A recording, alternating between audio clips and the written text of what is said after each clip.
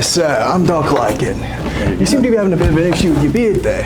Well, it is a little bit sort of dry and scratchy. I don't say. Give me a moment.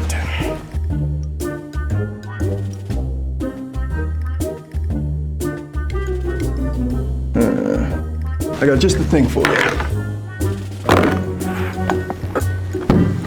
Need some of my handmade vetiver beard oil. What's this? How does this work?